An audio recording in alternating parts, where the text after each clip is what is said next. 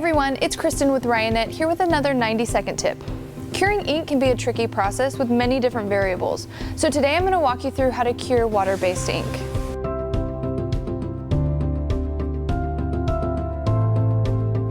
For water-based inks, the water in the ink is what helps carry the pigment load.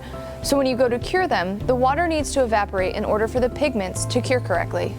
The easiest way to do this is with a forced air dryer. The heat and the air movement allow for the water to evaporate and the pigments to settle into your garment.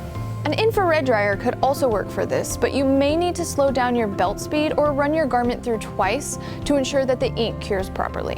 When curing water-based ink, you want to make sure that the ink sits at 300 to 320 degrees for 3 minutes.